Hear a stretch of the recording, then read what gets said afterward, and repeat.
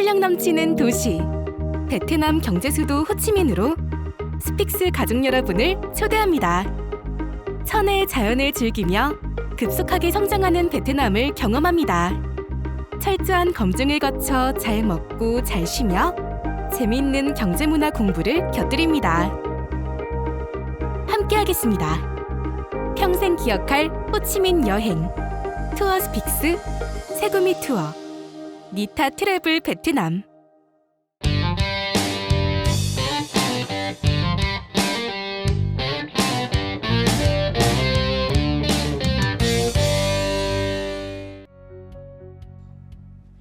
안녕하세요. 박진영의 마키아벨리 시작하겠습니다. 오늘은 정치권의 변동 상황에 대해서 이현주 전 의원님 모시고 이야기를 나눠보려고 합니다. 이현주 의원님 안녕하세요. 네, 안녕하세요. 변동이 있기는 있을 것 같습니까? 있기는 있겠죠. 얼만큼, 어떤 규모로, 어디에서 이건 좀 다를 수 있지만 네. 있기는 있겠죠. 있기는 있다. 네, 그러면 그 변동에 본인도 포함이 되십니까? 그럴 수도 있죠. 네, 그럴 수도 있다. 네. 저는 변화를 바라는 사람 중에 하나이기 때문에 네. 그 변동이 클수록 저는 좋습니다. 네, 이렇게 불안정한 상황이, 그러니까 변동이 좀 크기를 바래요. 네. 그러니까 정치권의 기득권 체제가 전부 다 타파되고 네, 네. 완전히 뭔가가 새로 시작했으면 좋겠다라고 생각하는 사람이기 때문에 네. 제 뜻대 제가 원하는 만큼 되지는 않을 거예요. 그런데 저는 큰 변화가 올수록 저는 더 낫다 이렇게 생각합니다. 그 말씀은 현재 정치판 자체가 아주 구태한 기득권 체계다라는 뭐 그런 말씀이기도 하고 네. 한편으로 보면 개인적으로 봤을 때 국민의힘에서의 정치적 위치가 그렇게 안정적이지 않다 이렇게 제가 해석해도 되나요? 아니 저는 국민의힘의 정치적 위치를 바란 적이 없죠. 바란 적이 없습니까? 제가 만약에 마음 먹고 했으면 홍준표 시장하고 이렇게 그 홍준표 시장을 제가 대선 때 도왔잖아요. 네. 그럼 사실은 홍준표 시장을 제가 잘 안다기보다는 윤석열 대통령이 되면 안 된다 이런 생각에서 했는데 그래도 이제 근데 홍준표 시장은 되고 나서 윤석열 대통령이 되고 나서 열심히 도와주시더라고요. 네, 네. 그러면서 저한테 그렇게 비판하지 말고 네, 네. 열심히 협조를 하고 네, 네. 공천을 받는 쪽으로 가라 이렇게 조언하셨어요 저한테. 네, 네. 네. 그 사실은 그 정도는 제가 할 수 있었죠. 그렇죠. 네, 얼마든지 할 수 있었죠. 네, 네. 그리고 제가 뭐 유승민계나 이준석 쪽이 아니기 때문에 네, 저는 약간 독립된 위치에 있잖아요. 그러니까 약간만 협조적으로 나와도 얼마든지 그들 입장에서 말하자면 쓸모 이용 가치가 있는 그런 거였는데 저는 또 뭐 아시다시피 제가 약간 줏대가 너무 심하게 있잖아요. 좋게 얘기하면 줏대인데 네. 굉장히 제 주관이 뚜렷하기 때문에 제가 뭐 그렇게 할 것 같았으면 제가 홍준표 시장한테 그렇게 얘기했어요. 저한테 그걸 권유를 하시길래 그렇게 할 것 같았으면 내가 민주당을 탈당을 했겠습니까? 그렇죠. 저 사실 잘 아시겠지만 민주당에서 잘 나갔거든요. 광명이 지역구였죠. 네, 아니 제가 뭐 공천에서 떨어졌거나 네. 아니면 물론 비주류긴 했어도 민주당은 그 당시만 해도 비주류도 나름대로 의회에서 의정 활동을 잘하면 비주류가 오히려 더 지분이 확실히 챙길 수 있는 그런 상황이었거든요. 지금처럼 이렇게 불안정한 상황이 아니었어요, 민주당 그 당시만 해도. 네, 네. 그래서 뭐 사실 얼마든지 거기서도 제가 할 수 있었고 또 문재인 대통령이 저하고 성향은 잘 안 맞았지만 네. 그분은 또 이렇게 또 약간은 좀 사람이 이제 좀 유한 부분도 있었죠. 부드러운 사람이죠. 네, 그래서 또 한때는 집까지 초대하셔서 저를 네. 같이 저녁 먹은 적도 있거든요. 자택에서. 음. 그래서 제가 협조하고 같이 잘 해보자 이렇게 했으면 할 수 있었죠. 네. 그도 아마 그랬으면 뭐라도 했을 거예요. 아마 정권 잡았을 때. 근데 뭐 제가 사실은 마음속으로 와 이런 부분들이 안 맞다라고 생각하면서 내 양심을 이렇게 속이고 네. 이렇게 협력하는 척하면서 네. 저는 또 그걸 못하는 스타일이에요. 지금 광명의 그전 지역구는 국회의원이 누구죠? 양기대 의원. 양기대 의원. 네네네. 아, 네. 웬만하면은 민주당 공천으로 당선이 가능한 지역이네요. 거기 원래는 한국당이 셌어요. 옛날 전재희 의원 그렇죠. 했던 지역이 그 전에는 손학규였고요. 아닌가요? 네, 네. 그러니까 그때까지만 해도 셌어요. 근데 네. 그거를 가장 제일 처음 무너뜨린 게 저였죠. 제가 이제 민주당 공천을 받아서 전재일이 이긴 거죠. 네, 네. 그러니까 사실은 그 지역 같은 경우에는 제가 비주류였다고 해도 저를 이렇게 잘라내기가 쉬운 지역이 아니었죠. 그래서 제가 마음 먹으면 그냥 뭐 사실은 배지 달고 조용히 있자 네. 이랬으면 할 수 있었는데 제가 또 그런 성격이 못 되잖아요. 성격 탓인가요? 아니면은 다른 어떤 뭐 큰 꿈이 있으신가요? 저는 뭐 꿈이나 성격 제 개인적인 이런 것보다도 네. 제가 정치를 하는 거는 국가나 어떤 나라의 운명과 관련해서 내가 뭔가 좋은 영향을 미치겠다. 네, 네. 선한 영향력을 미치겠다. 강한 나라를 만드는데 내가 기여하겠다. 이런 확실한 그 비전이 있거든요. 목표가. 네, 네, 네. 근데 그렇게 하는 데 있어서 이 상태의 민주당 그 당시에 그 상태의 민주당은 정권은 잡을 수 있을지 몰라도 내가 네. 원하는 길하고는 다른 길이다. 네. 라는 생각을 했죠. 그렇게 해서는 강한 나라가 될 수도 없고 사실은 정권을 잡아도 그렇게 좋은 성과를 못 낼 것이다. 이렇게 생각을 했는데 그러니까 민주당이 그러니까 뭐 저리 싫으면 중이 떠나야 되는 거잖아요. 예. 그래서 저는 내가 생각하는 그런 이상적인 국가를 만드는데 내가 기여하겠다. 이 생각이 뚜렷하기 때문에 이제 그래서 나왔던 거죠. 그게 꿈이죠. 아, 그렇죠. 뭐 그게, 개인의 꿈이라기보다는 개인의 꿈이 아니라 비전이죠. 그렇죠. 개인이지만 비전인 거죠. 네, 그러니까 예를 들면 저는 제일 큰 차이가 그런 거였거든요. 첫째, 저는 우리나라가 이미 자본주의가 성숙한 단계에 접어들었기 때문에 개인의 욕망, 기본적인 욕망, 그러니까 부동산, 그 다음에 주식, 네. 그 다음에 자녀의 교육 이런 면에서 반칙을 하면 안 되지만 네. 정정당당하게 경쟁해서 나의 욕망을 실현시키겠다 하는 건강한 자본주의 국가의 국민들의 욕망을 누르면 안 된다라는 생각을 저는 갖고 있거든요. 오히려 그걸 국가가 더 북돋아줘야 된다. 그게 정말 제대로 경쟁할 수 있도록. 네. 이런 쪽이기 때문에 그런 면에서 좀 많이 안 맞았는데 제가 그때 민주당에 있을 때도 보면 그런 얘기를 많이 했어요, 제가. 그렇지만 이게 먹히는 분위기가 아니었거든요. 그래서 저는 이게 결국에는 이제 아까 말씀드린 것처럼 저리 싫으면 네. 중이 떠나는 게 맞지 내가 거기서 막 발버둥 치는 게 맞진 않죠. 더더군다나 그거 하고 또 하나는 뭐였냐면 저는 어쨌든 이게 연정이라든가 연합정치 다당제 이런 걸 추구하는 사람이기 때문에 그 당시에 이제 민주당이 정권을 잡기 직전이었단 말이에요. 그런데 그러면 정권을 잡고 개헌을 하자. 그리고 선거제도를 바꾸자. 그다음에 연정을 해야 된다. 이런 주장들을 계속하고 또 검찰을 개혁해야 된다. 그런데 그런 것들이 거의 받아들이지 않는 분위기로 흘러가고 있었어요. 정권 박근혜 정권 말기에요. 네네. 그러니까 그전에는 같이 얘기를 많이 했는데 정권을 잡을 때쯤 되니까 생각들이 다 변하는 걸 보면서 제가 그거는 그러면 내가 함께 갈 수 있는 길이 아닌 것 같다. 이런 생각을 한 거죠. 그 당시에 이제 문재인 정부가 들어서기 직전인데 권력적인 집중, 그다음에 독점적 사고 이런 걸 가졌던 주체들은 누군가요? 문재인 대통령은 어떻게 보면 그런 스타일은 아니잖아요. 뭐 제가 그런 것까지 다 시시콜콜하게 문재인 대통령 얘기하진 못했으니까 다만 그분이 그럼에도 불구하고 그 주변 사람들이 그랬었죠. 주변 사람들. 근데 그럼에도 불구하고 그분이 문재인 대통령 그거 아니야. 응? 네.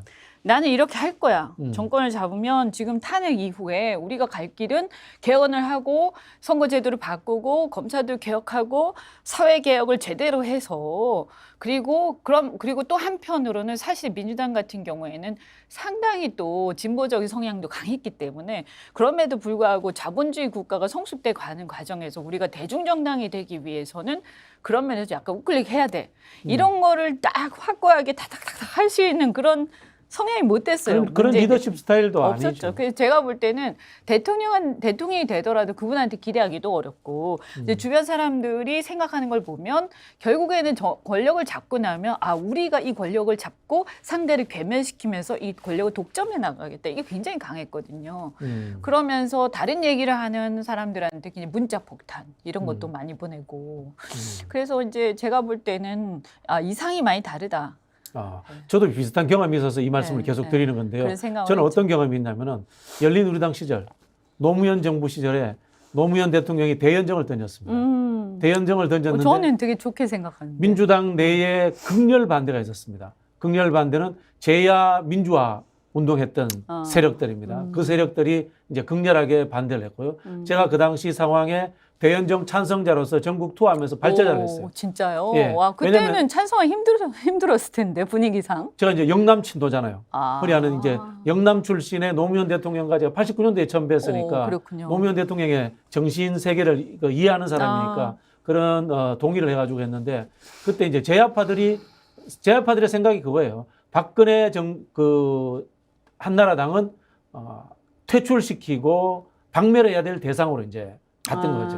근데 지금 돌이켜 생각하면은 2017년 문재인 정권이 들어서기 직전에 통합위원회를 만들었어요. 연정을 대비하는 문재인 대통령 오다에 의해서 만들었는데 집권하고 나서 그게 없어졌군요. 그리고 사실 집권하고 초반기에 삿포로서 1체계가 괜찮지 않았습니까? 처음에 나름? 좀 했었죠. 제가 네네네. 그때 아마 수석 부대표 좀 원내 수석이었을걸요. 아마 네네네. 그쯤에. 저 조금 참여했던 기억이 나는데 그 시작은 뭐 좀 할 것 같이 하더니만 결국 안 하더라고요. 그래서 저는 이제 이게 어떻게 보면 문재인 대통령에 대한 변론인데 문재인 대통령은 노무현 대통령을 계승했기 때문에 그런 사고를 가지고 있었다고 봐요. 뭐 후보가 되기 전까지만 해도 약간 그 개헌에 대한 생각도 좀 있으셨고. 그렇죠. 네. 그래서 좀 그렇게 말이 안 통하는 사람이 아니었는데 다만 제가 볼 때는 민주당 내부의 구조 그 속에서 그것을 이거 아니야 하고 딱 틀어지고 갈 수 있을 만한 확신과 자기 주관이 뚜렷했냐 하면 또 그것도 아니요. 문재인 대통령도 어떻게 보면은 영입되어 온 사람이잖아요. 정치권에. 네. 표현하자면. 뭐 제가 볼 때는 뭐 정치는 좀 안 어울리시는 분 아닌가? 그렇죠. 본인이 하고 네. 싶어 했던 것도 아니고. 네, 그러니까 그냥 예를 들어서 그냥 사람들한테 존경받는 좋은 역할, 네. 선한 역할, 뭐 네. 이런 거가 더 어울리는 분 아니었을까? 이제 제가 이 통합의 이야기를 드리는 게 네. 노무현 대통령 때 대연정에 극렬하게 반대했던 분들이 사실은 문재인 정부 초기에 문재인 대통령을 둘러싼 권력의 실세들이었다라는 영속성을 제가 말씀드리는 거예요. 그러니까 원래 어떤 연합 정치나 통합의 정치는 관심이 없는 분들. 근데 이게 말이죠. 이게 이제 사람들이 내가 민주당에 있을 때도 그런 얘기를 가지고 논쟁을 많이 했는데 사람들이 이렇게 잘못 생각한다고 저는 느끼는 게 그렇게 하면 저쪽 말하자면 그 소위 그 꼴통 보수들에게 기회를 준다. 네. 그들을 살려주는 것이다. 이렇게 잘못 생각을 하더라고요. 보수 괴멸시키고 나니까 이상한 정체불명의 윤석열 정권이 들어온 거잖아요.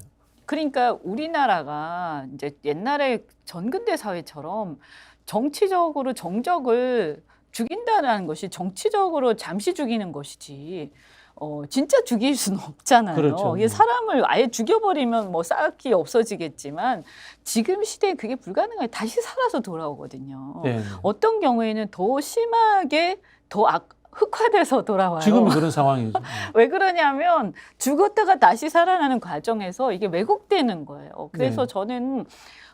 저는 믿거든요. 정말 시대착오적인 세력들은 놔두면 사멸하게 돼 있다. 흐지부지 가면서. 네. 근데 그걸 죽이려고 난리를 치면 그들을 살려주는 꼴이 된다. 저는 그렇게 생각을 해요. 네. 그리고 그 안에서 우리가 보수와 진보 이렇게 나누는 것도 옳지 않지만 다양한 생각을 가진 사람들이 절대 어느 다른 생각, 그러니까 자기랑 생각이 좀 다른 사람들이 완전히 없어지진 않아요. 이건 세상 이치잖아요. 그렇죠. 네. 네, 그러니까 그냥 공존할 수밖에 없다면 나하고 생각이 좀 다른 사람들이 나랑 공존을 하되 그나마 좀 더 선량하고 좀 더 선한 의지를, 공적 의지를 가진 사람들과 함께 대화를 하고 논쟁이 더 나은 거 아니에요? 선한 경제. 네. 뭐 옛날에 이영희 교수가 이야기했던 새는 좌우의 날개로 난다.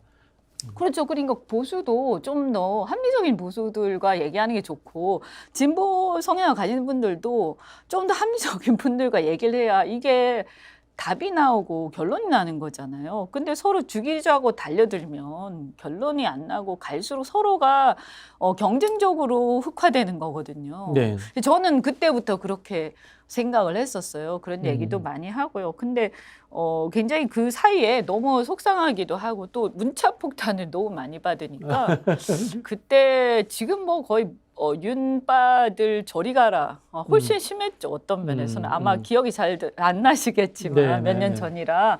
그런데 당하는 사람 입장에서 굉장히 기분 나쁘거든요. 그리고 네. 지금 같았으면 그냥 웃고 넘어갔을 텐데 그때는 제가 좀 더 젊었기 때문에 생속이셨네. 네. 그래가지고 그때는 정말 못 참겠더라고요. 그런 것들이 또 약간의 어떤 영향을 미치죠. 당 나가겠다 할 때는. 근데 여하튼 뭐 그렇게 해서 결국에는 이제 저는 이제 보수가 그러면 변하는 수밖에 없다. 그런데 보수가 변하는 듯 하다가 흑화되었다. 뭐 지금 보면 하나도 안 변한 거죠. 그래서 변화를 바라고 신보수니 새보수니 뭐 이런 주장하는 사람들은 전부 다 이상한 사람처럼 돼서 참칭 보수가 지금 돼 있죠. 지금 저희가 참칭 보수 질문을 드리려고 하는 겁니다. 참칭 보수 질문을 드리려고 하는데요. 이거 뭐 정보지입니다. 흔히 하는 찌라시라는 표현을 쓰는데 거기에 지금 국민의힘에서 공천 부적격자, 그다음에 충성도 부족해서 잘라야 될 현역 의원, 사회적 무리를 빚은 현역 의원 명단이 돌았어요. 저희가 이게 실명을 거명할 수는 없습니다만은 대충 네. 이제 여러분들이 짐작하실 것 같은데 이거 흔히 하는 살생부입니까? 뭐 그런 셈이죠. 이게 뭔지 모르겠죠. 제가 출처는 잘 모르겠는데. 네. 네, 그런 셈이 됐네요. 그죠? 네. 근데 이거 보니까요. 네. 잘 썼어요. 굉장히 구체적이고. 아니 뭐 어떤 거는 저는 다 동의하는 건 아닌데 네. 어떤 거는 이렇게 정말 비리 의혹이 있는 사람들 있지 않습니까? 네, 네. 저는 그런 사람들은 오히려 이런 분들이 또 줄을 잘 서시거든요. 그래서 이게 이대로라고 하면 이렇게 개파나 이런 어떤 자기는 다르다고 해서 잘라내겠다 하는 그런 경우는 좀 문제가 있지만 그게 아니라 여기 비리 의혹과 관련된 사람들은 저는 그거는 국민들이 공감할 수도 있는 네, 네. 그거겠다. 예를 들자면 여기 이제 그 사회적 생각. 무리를 빚은 의원들 해서 한 뭐 10명 가까이 나오는데 이런 분들은 그거는 맞는 말이에요. 예, 잘라내는 게 맞고 100%라고 말할 수는 없겠지만 제가 다 알지를 못하니까 근데 상당히 일리가 있네요. 충성도 부족으로 나온 분들은 현재 이제 굉장히 친윤 행태를 보이시는 분들인데 이런 분들은 표현하자면 기회주의잖아요. 그러니까요. 그래서 아니 여기 보면 충성도 부족이라고 해서 딱 나오는데 여기 보니까 윤핵관도 있는 것 같은데. 최근에 윤핵관이라고 하시는 분들. 네, 그런 분들 있는 것 같고 다만 이제 공천 부적격자로 해서 이 대선에서 경선했던 분들의 계보원들 이런 사람들은 뭐 별 문제 없는 사람들이잖아요. 그건 좀 다른 정치적으로 다른 파일 뿐이지. 다른 관점이죠. 제가 보니까 어쨌든 유승민계, 이준석계 뭐 이런 사람들을 잘라내겠다 뭐 이런 건 그렇죠. 것 같아요. 네. 그래서 조금 또 의아한 거는 그러면 근데 이분들이 그러니까 윤석열 대통령하고 맞섰기 때문에 그분들 윤석열 대통령 비판을 많이 하니까 그분들의 관련된 모든 사람들을 잘라내겠다 이런 건가? 근데 그렇게 보면 너무 웃기는 얘기죠 이게. 응? 그럼 어쨌든 그러면 다른 생각을 전혀 허용하지 않겠다 이거 아닙니까? 네. 그러니까 예를 들어서 한 10년 전만 해도요. 그러니까 아까 제가 민주당 얘기했잖아요. 네. 제가 처음 민주당에서 정치를 시작할 때만 해도 설사 비주류라 해도 경선 기회들은 주어졌거든요. 그때 뭐 참 우리 좀 쉽게 이야기하시죠. 아주 단적으로 표현해서 그때 누구 계보로 분류가 됐습니까 그 당시에? 저는 사실은 그때 뭘로 들어왔냐면 네. 그 여성 그때 한참 이제 막 접촉이 시작된 거는 손학규 대표 때였다가 본격적으로 공천 논의가 되는 거는 한명숙 대표 때예요. 그러면서 그때 뭐가 있었냐면 여성 인재들을 전격적으로 발탁해서 많이 영입하자. 이래서 전국적으로 막 영입을 하는 바람이 불었어요. 맞습니다. 그래서 그때 이제 한 3명이 저한테 연락이 왔거든요. 저도 이제 뭐 나름대로 또 조금 이름도 뭐 그렇게 유명하진 않았지만 그래도 좀 아는 사람도 있고 하다 보니까 그래서 이제 그분들을 통해서 여성 정치 뭐 참여위원회인가 뭔가 해가지고 기억납니다. 거기서 이제 저를 추천한 걸로 알고 있어요. 자 그때는 그러면 2016년 때는 진짜 비주류였지 않습니까? 그렇죠. 근데 이제 근데도 공천을 받으셨네요. 그렇죠. 그래서 제가 그 얘기하는 거예요. 저가 그때 아마 비주류 간사격이었을 거예요. 네, 네. 그래서 아예 공식적으로 문제 제기 많이 했었고, 그때 이종걸, 뭐 김부겸 이제 기억나시죠? 네, 그 좀 심했어요. 그분은 저보다 한술 더 떴는데 이종걸 의원님 참 심했죠. 좀 대단했죠. 약간 우리가 깜짝 놀랄 정도로 막 그 돌출 행동도 막 네, 하시고. 주승용 의원 이런 분들. 네. 네, 맞아요. 그래서 이종걸 그다음에 김부겸 네. 뭐 그런 분들이 가까운 사람들이었죠.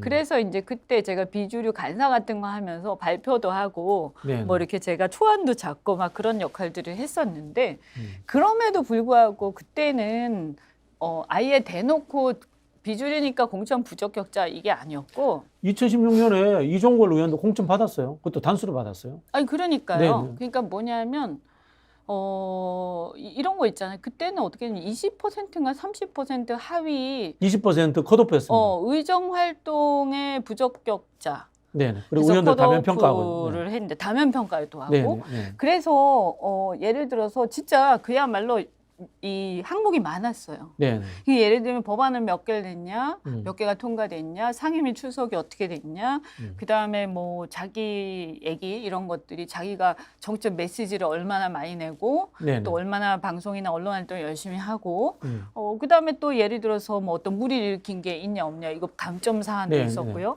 그런 걸 다 종합해서 점수를 냈거든요. 그때 컷오프 되신 분들 중에 대표적인 분이 유인태 국회 사무총장님이십니다. 그랬어요? 예, 그리고 그 당시 제가 이제 기억하는 거는 좀 여기서 의원님 평가를 한번 듣고 싶은데 그 당시 컷오프 된 분들 컷오프 될 만했죠, 솔직히. 그때는 제가 봤을 때 그분들 이렇게 열심히 안 하시는 분들이 개파가 많았어요. 아니라 실제로 일을 못 하시는 그러니까 분들이었죠. 일을 못 하는지 뭐 안 하는지 모르겠지만 이렇게 잘 출석도 잘 안 하시고 잘 안 보이시고 네네. 발언도 잘 안 하시고 있는지 없는지 모르는 그런 분들이 네네. 많이 떨어지셨죠. 그냥 어쨌든 열심히 하는 사람들은 대부분 됐어요. 네네. 그래서 개파가 반대 개파라고 해도 네네. 열심히 하는 사람들은 다 됐어요. 그래서 저는 비주류였지만 제가 공천 때문에 불안한 적이 한 번도 없어요. 왜냐하면 어쨌든 전 그때도 되게 열심히 했거든요. 네네. 또 원내 대변인도 계속 했었고, 네네. 상대 뭐 지역구도 열심히 하고 그랬기 때문에 제가 공천 때문에 내가 비주류니까 공천에서 불이익을 받을 것이야. 물론 한편 약간 불안한 건 있었지만, 아니 설마 이렇게 다 생각했죠. 그 당시에 박근혜 정부와도 좀 많이 싸우셨죠.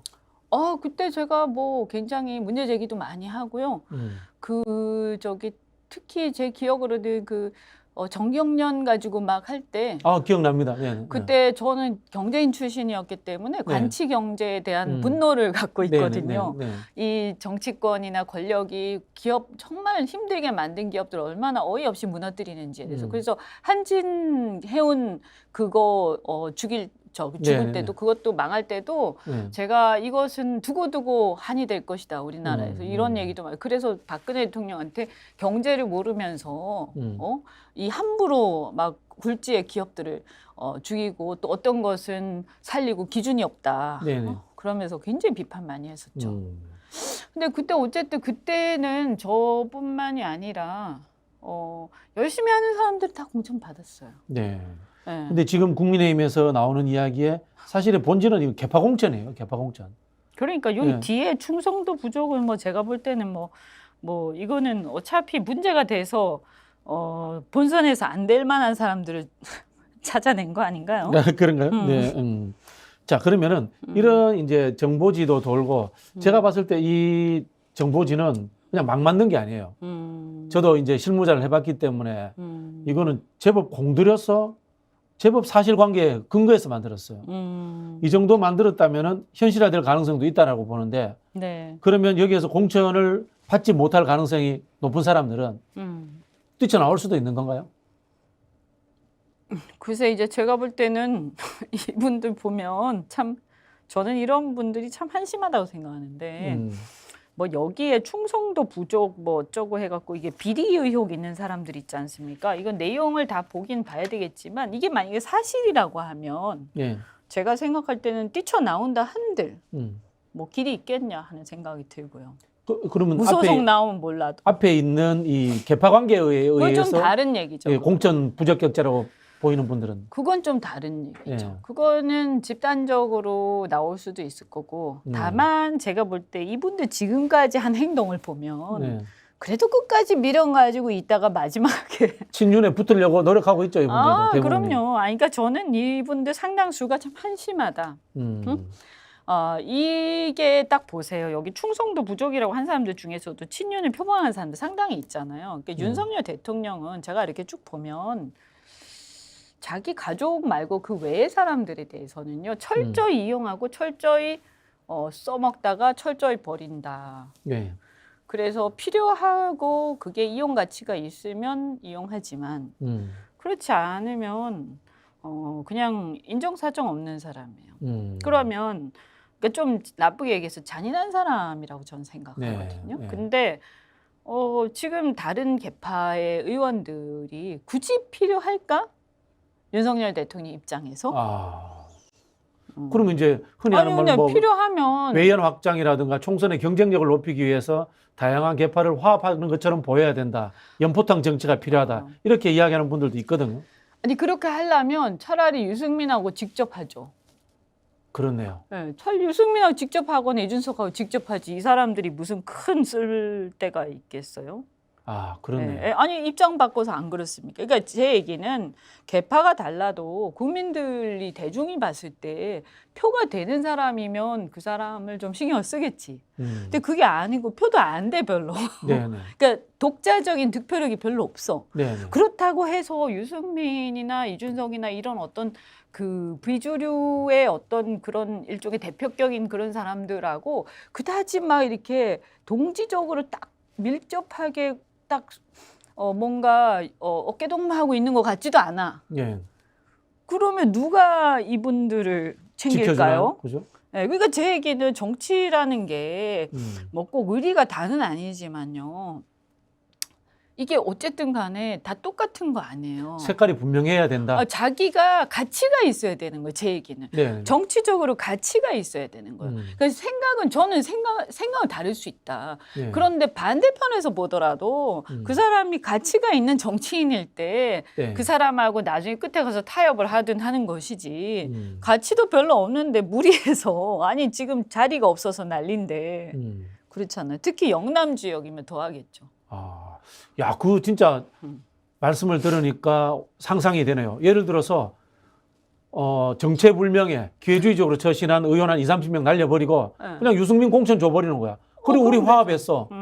이게 훨씬 더 이벤트 효과가 있겠죠. 그렇다고 뭐 이분들이 뭐 예를 들면 유승민이나 이준석하고 엄청 막 이렇게 막 죽고 못 사는 정도로 이렇게 같이 똘똘 뭉쳐 있는 것도 아니잖아요. 네. 그러니까 뭐 예를 들어서 그 사람들이 나 이 사람들 안 챙겨주면 나 안 할 거야 이럴 것 같지도 않고요. 네. 그죠? 아니 저 같아도 그럴 것 같아. 물론 몇 명은 굉장히 의리 있는 사람도 있어요. 몇 명은 굉장히 주관도 뚜렷하고 있긴 있어요. 근데 그게 소수죠. 제가 봤을 때 전부 다 지금 딴 자기들 갈 길로 막 가고 있는데 그러면 자기가 갈 길을 가려면 자기의 그 색깔이 분명해야 돼요. 그래서 차라리 이게 무슨 유승민이나 이준석이 아니더라도 그 사람 자체의 색깔 때문에 또 득표력이 생기면 되는 거죠. 이미지, 네. 뭐 쇄신이라든지. 네.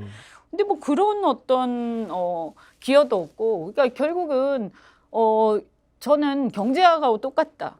시장의 수요와 공급의 원리에 의해서 네. 수요가 있으면 그 제품은 가격이 비싸지는 거고 수요가 없고 대체가 가능한 사람이면 가격이 형편없이 다운될 수도 있는 거죠. 그거는 사실은 내부에서 볼 때도 마찬가지지만 밖에서도 마찬가지예요. 예를 들어서 신당을 하는데 굳이 저 사람이 필요하냐. 의석수를 하나 보태니까 필요하게 뭐 도움은 되겠지만 예를 들면 의석이 뭐 만약에 1번, 2번 할 게 아니라 3번을 할 건데 3번을 한 6개 이상이면 되는 거 아니에요? 그죠? 6석도 필요 없죠. 정의당이 지금 몇 석인지 모르겠어요. 정의당보다 많으면 되잖아요. 그렇죠. 네. 그러면 그게 만약에 됐단 말이에요. 네. 더 이상 굳이 필요하겠어요? 네. 의석수가? 물론 국고보조금이라는 것도 있지만 그러나 그 사람이 그렇게 크게 국민들한테 어필 못할 것 같아. 그러면 뭐 무리 안 하겠죠. 알겠습니다. 네. 일단 보니까요. 지금 이 정보지의 실체 유무와 사실관계 유무를 떠나서 전반적인 이 정치권의 평가는 여기에 나오는 분들이 공천 받지 못할 가능성이 많다라고 이렇게 이야기들을 전반적으로 하시는 것 같아요. 자, 여기 우리 정보지 문제는 제가 여기서 접고요.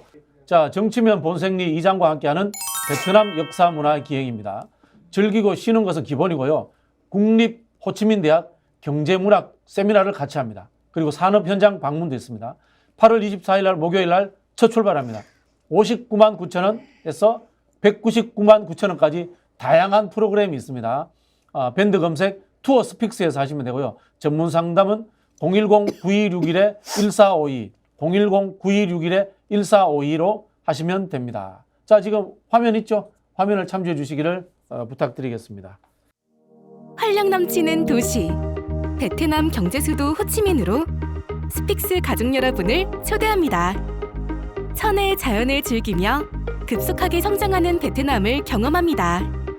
철저한 검증을 거쳐 잘 먹고 잘 쉬며 재미있는 경제문화 공부를 곁들입니다. 함께하겠습니다. 평생 기억할 호치민 여행 투어 스픽스 세구미 투어 니타 트래블 베트남. 자, 그 다음 또 넘어가 보겠습니다. 금방 우리가 이제 뭐 정보지 이야기를 했습니다만은 분당이라는 표현은 좀 과한 것 같고 뭐라고 표현해야 될까요? 조그만 이 틈이라도 벌어져서 새로운 이 국민의힘 계열의 신당이라든가 또는 중도 신당이라든가 이런 가능성은 있다고 봐야 되겠죠? 저는 그렇게 생각하죠. 그러니까 이게 분당이라기보다는요. 통합이 깨지는 거죠. 통합이 깨지는 거다. 어쨌든 그 당시에 통합이라는 틀을 만들면서 그때 이제 제가 이렇게 그 어떤 신당을 해가지고 한 5명인가 이제 공천을 받았잖아요, 우리가. 네네. 그리고 이제 새로운 보수당이 있었고요. 네네. 유승민을 중심으로 한 이준석하고. 그런데 이제 말하자면 그게 깨지는 거죠. 그 통합이. 근데 그 통합이 대선 승리에 그래도 발판이 된 거 아닌가요? 그렇죠. 그런데 이제 생각을 해보면요. 그때 통합 자체가 굉장히 불완전한 통합이었고. 불완전한 통합이었다. 왜냐하면 통합 때 했던 약속을 하나도 안 지켰어요. 무슨 구체적인 약속이 있었나요? 그렇죠. 어쨌든 황교안 대표가 했던 약속들, 네. 공천에 대한 약속들, 지분에 대한 약속들이 있었어요. 저도 약속을 받았었거든요. 네. 그런데 하나도 안 지켰거든요. 공천을 받으셨잖아요. 아니, 그들이 저한테 제안한 곳으로 공천을 주지 않았죠. 저한테 영도로 이렇게 준다고 해놓고, 그러니까 계속 안 주고 뱅뱅뱅뱅 돌리다가 다른 데로 밀어 넣었죠. 그렇게 된 거죠. 네. 저뿐만이 아니라 다른 사람들도 그랬어요. 다른 사람들도 예를 들면 몇 명은 확실히 공천을 주고 몇 명은 경선을 붙이고 이런 게 있었거든요. 네. 근데 그거를 거의 다 안 지켰어요. 네, 근데 크게 다 지킬 거라고 기대하지 않는데 황교안 너무 체제에서 심하게 안 유승민계가 학살당한 건 아니었죠, 그 당시에? 그때 사실은 엄밀히 말하면 여기도 이제 김세연 의원이 나와 있는데 김세연 의원하고 김영호 의장하고 해가지고 사실은 공천을 꽤 받았어요. 근데 문제는 뭐였냐면 그 당시에 새로운 보수당 자체가 그 지역에 공천을 받았을 때 지역 기반을 가지고 당선이 될 만한 사람 자체가 이렇게 많지는 않았죠. 네. 숫자가 작았기 때문에 네, 숫자도 작고 어쩔 수 없는 현실이었네요. 그때 이제 뭐 청년 벨트인가 뭔가 했었는데 그 청년들이 그 지역에 기반이 없었어요. 그래서 나가도 다 떨어진 거죠. 그냥 모양만 좋았지. 예. 이제 그런 식이고 예를 들면 공천을 주기로 한 곳에는 경선을 붙였고 경선을 붙이기로 한 데는 컷오프를 시키거나 다른 일로 탈락을 시키고. 야, 컷오프는 좀 심하다. 합당 그렇죠. 때 어느 정도 그렇죠. 배정을 해주기로 해놓고. 네, 그러니까 그런 걸 거의 안 지켰어요. 그러니까 이미 그때 끝나고 나서 공천이 끝나고 총선이 끝나고 사실상 그 어깨동무했던 거 스크럼 짰던 건 다 깨진 상태였고 유승민계 같은 경우도 공천은 좀 받았긴 했어요. 왜냐하면 유승민이 포기하는 대신 나머지 사람들이 좀 받았지만 제가 보니까 그 새로운 보수당 자체가 유승민을 중심으로 모여 있는 게 아니었어요. 그냥 반박근혜였구나 그냥. 그렇죠. 약간 그런 네. 거였어요. 그러니까 사실은 대선 때도 각자 딴 사람들 밀었기 때문에 네. 유승민을 도와주는 사람은 별로 없었죠, 사실은. 좀 지금 황교안 대표도 약속을 지키지 않았는데 윤석열 대통령은 여기에 대해서 자기가 그 당시에 정치권에도 뭐 없었고 아무 약속한 그게 바가 없죠. 없었기 때문에 윤석열, 김기현 시스템에서 마음대로 해도 되는 거네요. 그렇죠. 그리고 제가 볼 때 뭐 공천이나 이런 지분은 또 둘째 치고 이런 거 있잖아요. 이렇게 그 정책이라든가 앞으로 나가는 비전에 대해서 큰 소리 쳤던 문제들이 있지 네네, 않습니까? 그러면 이제 그때 제가 전진당이라는 거를 창당해서 했었는데 그때 우리가 요구했던 게 신보수 세력을 구축하자 네, 이거였거든요. 네. 좀 젊은 세대로 많이 세대 교체를 네. 하면서 그래서 신보수 세력이라는 거에 대해서 여러 가지 얘기도 많이 하고 했었는데 또 새로운 보수당 나름 근데 내용이 거의 비슷했을 거예요. 비슷했어. 아마. 예. 그런데 그게 이렇게 그 윤석열 대통령으로 가면서 그냥 뭐 완전히 그냥 사라졌죠. 뭐 저기 정책 강약에 관심 없죠. 그냥 권력 정치인데요. 뭐. 사라졌죠. 그러니까 네. 너무 황당하죠. 음. 너무 황당하죠. 아니 뭐 공천을 못 받고 뭐 이상하게 막 된 것도 열받는데 네. 이게 애초에 비전 자체가 통합하겠다라고 하면서 외연 확장을 할 테니까 당신들이 주장하는 새로운 보수 또는 신보수에 대한 어떤 그 비전으로 갈 것이다. 라고 큰 소리 치면서 그걸 가지고 얼마나 뭐 효과 얼마나 됐는지는 모르겠으나 그걸 가지고 외연 확장을 한다고 막 사람들한테 선전하고 한 거 아니에요. 네.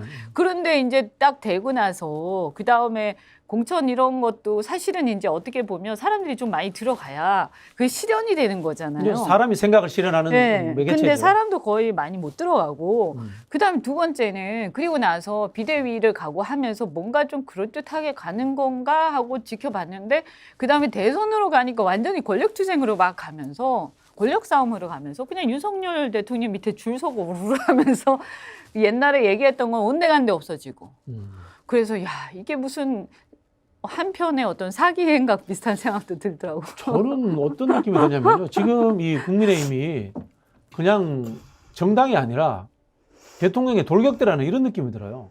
정당의 정신은 정강 정책이라고 하지 않습니까? 강령과 정책이 있어서 무엇을 실현하겠다는 비전이 있어야 되는데 그건 없고 윤석열 대통령과의 누가 가까운가라는 서열 관계, 서열 관계에서 만들어지는 권력의 순위 이걸로 지금 정당이 구조화되어 있지 이 국민의힘이 만들려고 하는 목표가 뭔지를 모르겠어요.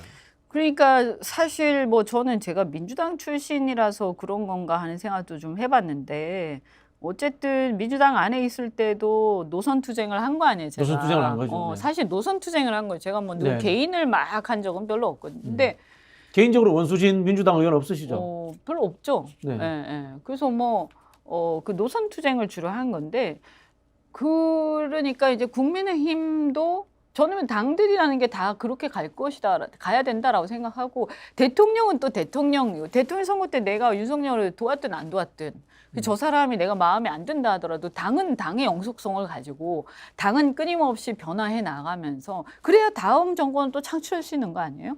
그러니까 그렇게 어떤 면에서는 약간 선을 그을 수 있다라고 생각을 했는데 민주당도 그때 문재인 정권 되고 막 하는 과정에서 패권주의가 굉장히 강했거든요. 그래서 지금도 제가 탈당할 때랑 그때 싸운 그 인터뷰들을 쫙 보면 전부 패권주의 타파 이런 얘기가 계속 나와요. 네. 근데 지금 보니까 민주당보다 한술 더 뜨는 거예요. 네. 근데 더 웃기는 거는 어떤 역사적 맥락도 없이 패권적으로 서로 뭉쳐가지고 가니까 네. 이건 뭐지? 윤석열 대통령하고 이들하고 어떤 비전과 그러니까 패권이 있더라도 비전과 뭐가 있어야 되잖아요. 민주당은 좀 있습니다. 제가 아까 노무현 대통령과 문재인 대통령으로 이어졌던 대연정과 통합위원회 이야기했잖아요. 그 흐름이 계속 있어요, 사실은. 근데 그게 이제 민주당 같으면 비주류들한테 있었죠. 주류들은 그러니까 실제 문재인 대통령은 노무현 대통령 계승한다고 했지만 제가 생각할 때는 실제 노무현 대통령이 임기 말에 정말 뭔가 해보려고 했지만 너무 늦었던 거 아니에요. 임기 말이 되니까. 정치적인 부분에서. 그렇죠. 네. 그러면서 좌절하고 결국 그렇게 됐는데 그거를 승계하거나 실현한다기보다는 그냥 뭐 제가 봤을 때는 그렇게 보였어요. 그냥 결국에는 권력을 잡는 것 자체가 목표였구나. 뭔가를 잡아서 실현하는 게 아니라. 그래서 그런 연정이나 어떤 통합 이런 거하고 좀 거리가 주체 세력은 차이가 있어요. 어. 노무현 대통령 때 시절에 586, 586들은 주류는 아니었어요. 노무현 정부 시절에는. 586들은 정치적 외곽 조직에 배치된 사람들이었다. 이렇게 볼 수 있거든요. 근데 문재인 정부의 때는 586이 완전 주류가 됐죠. 상당히 그 차이가 있고. 그렇죠. 뭐 임종석 비서실장, 그다음 노영민 비서실장, 네네. 계속 비서실장과 비서진들이 다 그랬으니까 수석 비서. 노무현 때를 한번 비교해 볼게요. 뭐 제가 기억나는 사람 뭐 김병준도 기억나고, 성경용도 기억나고. 그렇네요. 스타일에 엄청난 차이가 있습니다. 그때 경제수석도 그렇고. 경제수석도 그죠? 그렇고, 그죠? 네, 그렇네요. 약간은 DJ계 비슷한 느낌이랄까? 뭐 그런 그죠? 느낌도 예, 있고. 예, 네, 예. 네. 좀 많이 다르네요. 다르죠. 예, 그죠? 예. 그리고 제가 보기에 문재인 정부 때 성공한 사람들은 친노의 영속선상에 있다기보다는 민평년이나 김근택의 영속선상에 있는 분들이 훨씬 더 많았다고 봐요. 저는. 그렇게 볼 수도 있겠네요. 그죠? 예, 네. 예, 예. 물론 뭐 집권을 위해서 문재인 대통령이 개파 영역에서 당내에서 확장을 했다고 봅니다. 그건 뭐 나쁘진 않다고 봅니다. 집권을 위해서는. 그러나 이제 집권한 이후에 수성할 때는 정치적 논리에서의 확장보다는 정책을 펼 수가 있는 실력의 문제잖아요. 그런 부분에 있어서의 노무현 정부 때와 상당히 좀 비교가 되죠. 그렇죠. 그렇네. 진짜 민평년 사람들이 많이 들어갔어요. 네, 네, 네. 그렇네요. 네. 하여간 뭐 그러니까 여기에는 이제 어쨌든 그 탄핵 때 다 몰락을 우르르 하고 나서 네, 네. 그다음에 다시 재건하는 과정이었다고 저는 보는데, 그러니까 사실은 재건하는 과정이었기 때문에 기득권이 많이 무너진 상태였거든요. 네네. 그러면 어쨌든 대한민국에서 정치가 바로 서려면 이 보수든 진보, 그러니까 보수 진보 저는 기준 자체 안 맞다고 보는데 어쨌든 민주당이든 국민의힘이든 이게 뭔가 세력 교체가 필요하다라고 저는 생각을 계속 해왔는데, 그러면 이 민주당이 운동권에 의해서 기득권에 의해서 안 바뀌는 정당이 됐으면 뭐 어디라도 한 군데가 바뀌면 여기도 바뀌게 돼 있거든요. 이게 양당 정치이기 때문에. 근데 여기가 이제 그러면 바꾸기로 하고 이제 통합하고 했는데 하나도 안 바뀐 상태였고, 그 다음에 이제 보면 대통령이 윤석열 대통령이 되면서 그분이 이 당에 입당을 하는 순간부터 좀 이상했어요. 정치라는 게 사실은 세력 교체다, 시대 교체라는 것도 말 잘하고 글 잘 쓰는 사람이어야 되잖아요. 형식적으로 보면. 근데 지금 국민의힘의 주류는 주류 교체는 됐잖아요. 힘센 사람으로.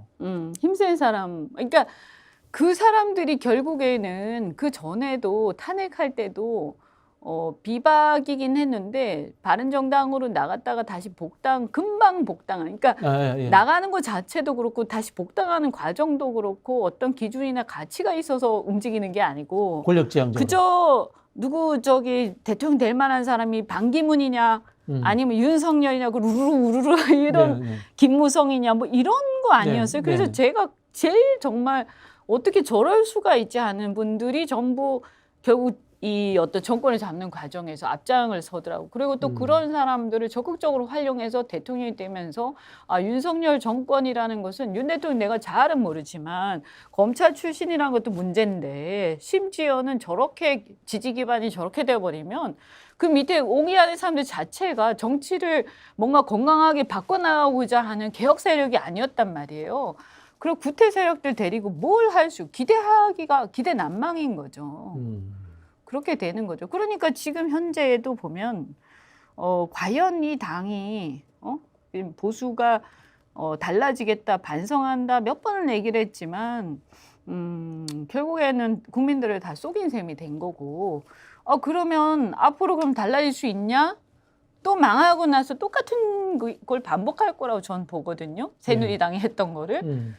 그런 짓은 자꾸 하면 안 되죠. 전 더 이상은 국민들이 기회를 안 줄 거라고 생각해요. 그리고 만약에 이제 보수에서 신당이 나온다 이러면 진짜 그야말로 이거는 보수 제대로 좀 보수를 좀 개혁해서 제대로 한번 해보자 이런 게 돼야 되겠죠. 한국 정치라는 게 결국은 뭐 지역주의 문제, 이념적 문제 이런 부분들이 포함되어 있는 건데요.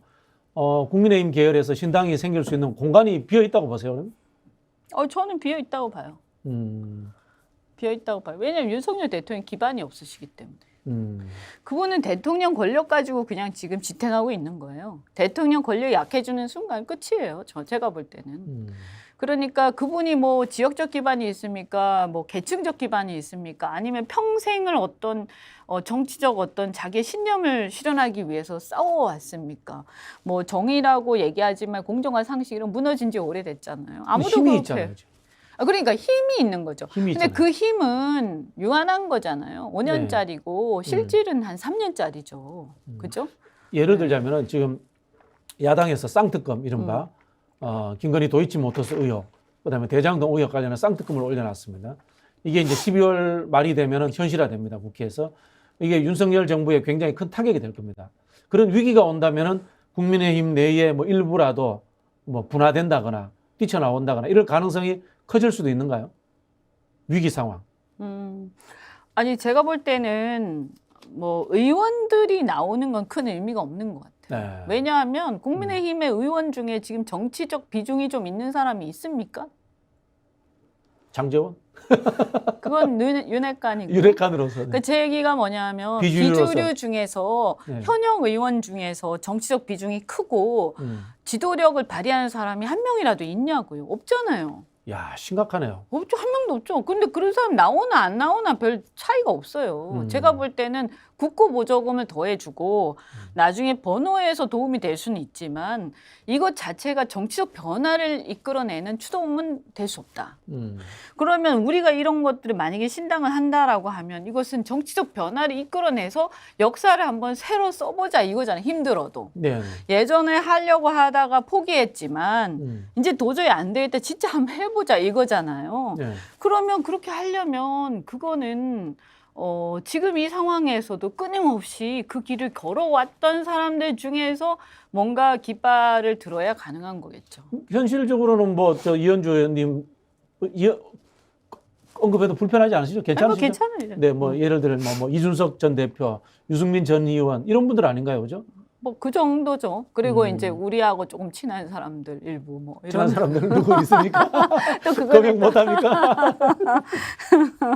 예, 그러니까 생각이 비슷하거나 행동이 비슷한 사람들 일부 뭐 이렇게 이런 이제 거겠죠. 의원님 이야기를 유추해서 제가 첨언을 하면 이렇게 되는 거예요.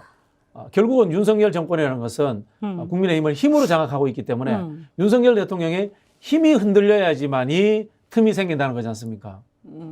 현재 당은 그렇고 아까 얘기한 그 3명 말씀하셨잖아요. 네. 이 3명은 이미 힘이 셌을 때도 이미 네. 삐져나와 있었기 때문에 그것은 윤석열 대통령의 힘이 뭐 흔들리든 안 흔들리든 갈라고 그러면 자기 길을 가겠죠. 유승민 의원은 최근에 심경의 변화가 좀 있는가요? 과거에는 새로운 신당 안 한다고 단정적으로 이야기를 했었거든요. 모르겠습니다. 근데 그 사람은 과거에 바른미래당 때 깃발 들었다가 이제 실패한 경험이 있잖아요. 그러니까 물론 저도 함께 했지만 저처럼 약간은 중간적 위치에서 했던 사람들하고 뭐 이준석도 그 당시에 중간적 위치에서 했으니까. 그러나 어쨌든 안철수나 유승민이나 이렇게 보면 그 약간 그 뭐랄까요? 대선 주자를 했죠. 그렇게 한 거 아닙니까? 근데 그렇게 해서 실패했던 사람들은 이제 굉장히 타격이 있는 거거든요. 네. 그러니까 그분들이 다시 시작을 할 때 자기가 깃발을 들어서 과연 되겠느냐 하는 생각을 할 거고 저는 그 생각은 일리가 있다고 생각을 합니다.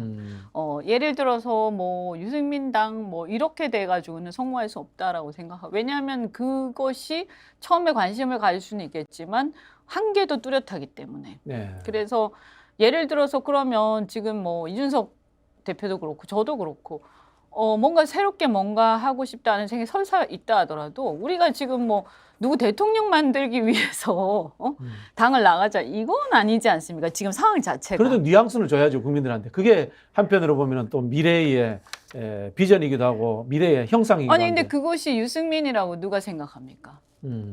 그렇죠. 아, 이준석 될 수도 있고 또 제가 될 수도 있고 그런 거 음. 아니에요. 근데 그거는 제가 볼 때 지금 우리가 굉장히 지금 열받은 게 뭡니까? 윤석열 대통령이 대통령이면 대통령이지. 뭔데 사람들 노예처럼 줄 세우냐 이거잖아요. 네, 네, 네. 이게 정당이라는 게 누구 대통령 만들기 위해서 이합집산하는 조직이 아니지 않느냐. 그 아까 비박들 당 만들고 다시 또 당을 복당하고 하는 과정에 대해서도 얘기했지만 반기문이 있을 때 될 것 같으면 우르르 몰려갔다가 안 되니까 다시 오르르 다시 돌아온 이 꼴사내온 상황들을 이제 그만하자라는 거고 그래서 대통령 선거에서 정말 될 만한 사람들은 정정당당하게 경쟁을 해서 될 수 있으면 되고 또 그 사람이 후보가 되면 열심히 도와주지만 그 사람이 대통령이 되더라도 그리고 여당이 되더라도 우리는 국회에서 또는 정당으로서 할 역할 다 하겠다 이거잖아요. 지금 그래서 지금 윤석열 대통령하고 부딪히고 있는 거 아닙니까? 네. 그렇다면 당을 만들어도 똑같은 거예요. 음. 우리가 만약에 어떤 당을 저는 적어도 그렇게 생각해요. 제가 만약에 어떤 당 창당에 참여를 한다.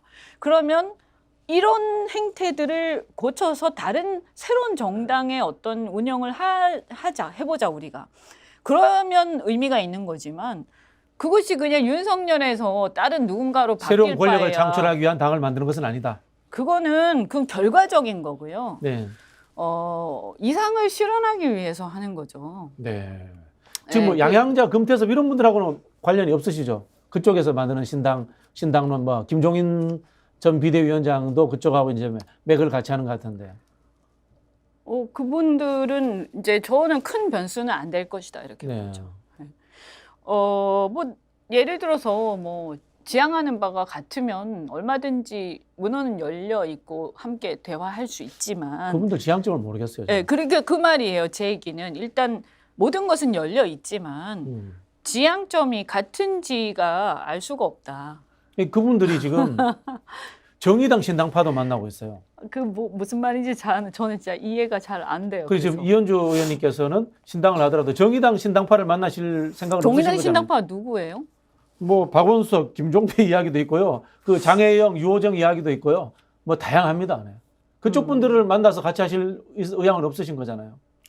그분들이 합류한다고 하면 모르겠지만 그것이 어떤 합당의 형태가 돼서는 저는 곤란하죠. 그건 생각이 다르죠. 비전과 가치의 절충을 위해서 만나지는 않겠다. 그건 좀 다를 거예요. 네. 네. 그러니까 그 중에 어떤 개개인이 얘기를 해보고 서로 지향이 비슷할 수 있잖아요. 정의당이라고 해서 전부 진보 세력만 있는 건 아니지 않습니까? 네네.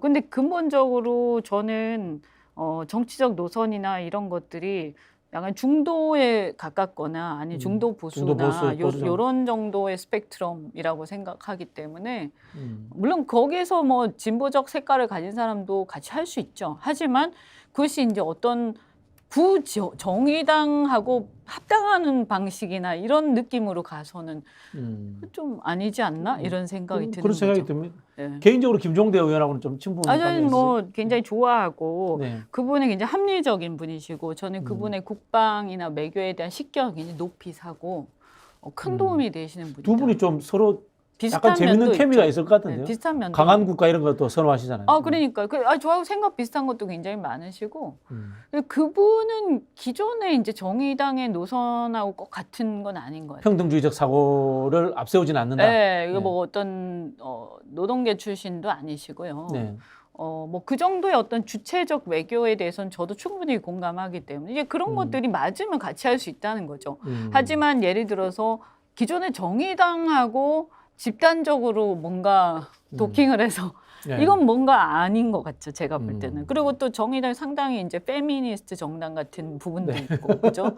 네, 그것을 사실 저는 뭐 그 부분에 큰 관심은 없거든요. 네, 네, 네. 알겠습니다. 굳이 뭐 반페미도 아니지만 페미도 아니고 굳이 그런 걸로 그게 이렇게. 뭐 저기 한국 사회를 이끌어가는 메인 이슈가 될 필요가 저는 없다. 그럴 필요는 없다. 네. 다만 뭐 구성원 중에 그런 사람이 있을 수는 있겠지만 그런 부분들 성 정체성이라든가 페미라는 이런 것들은 서양하고 좀 달라서 한국 사회의 메인 이슈는 좀 되기 힘든 거 아니에요? 그것이 정당의 정치성이 되기도 전 어렵다고 보는 거죠. 네. 3당을 만약에 하게 된다면요. 3당이 파괴력은 있을까요? 하기에 따라서 다를 하기에 거라고 따라서. 봐요. 그러니까 일단 지역적으로 지역구 의원 출마자를 다 가능하면 다 내야 돼요. 그래야 파괴력이 생기겠죠. 그래서 가능하면 다 내야 된다. 그렇게 그럼 생각하죠. 또 하나 윤석열 대통령과의 관계성을 일정에서는 반윤 색채가 강해질 수 있겠네요. 신당이 만들어진다면. 저는 그런 걸 바라죠. 네.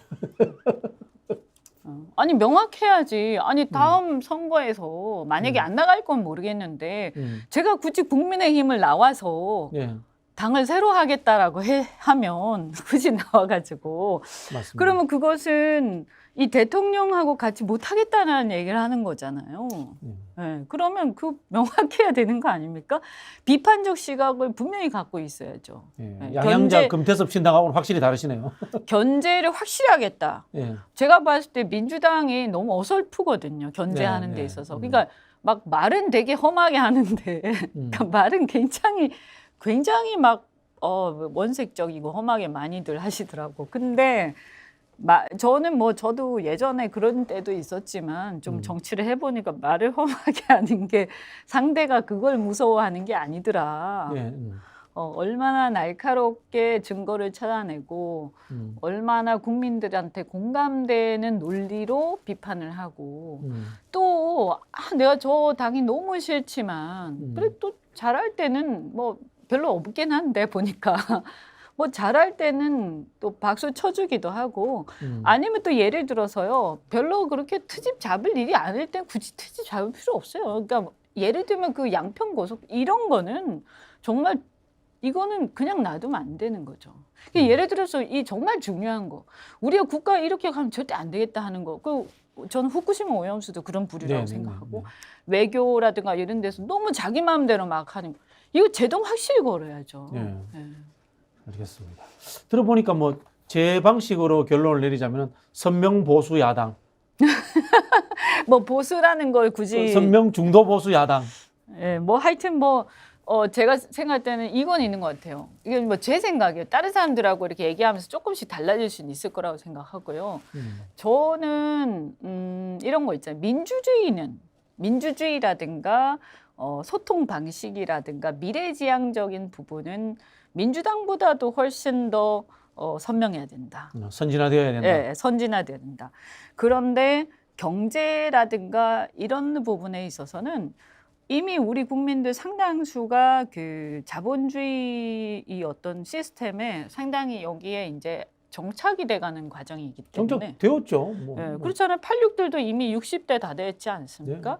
그래서 지금 한참 이제 자녀들도 이제 대학 보내고 막 이런 나이잖아요. 그러니까 뭐냐면 그 인간의 어떤 기본적 욕망, 국민들의 이걸 인정하고 과도하지 않은 범위에서 국가가 그걸 철저하게 지원하고 그게 독려되는 분위기를 만들어준다. 주식에서 돈 많이 벌 수 있도록 도와주고 내 집 마련하고 싶으면 내 집 마련할 수 있는 것이 좀 원활하게 되는 구조를 만들어주고 그리고 가능하면 세금도 너무 과도하게 굳이 거둘 필요 없고 물론 세수가 필요하지만 그런 것도 현명하게 하고 그래서 이 자본주의 국가에서 우리 국민들이 다른 나라 예를 들어 우리나라 기업들이나 우리나라 국민들이 다른 나라하고 경쟁해서 이길 수 있는 여건을 만들어주는 게 중요하다.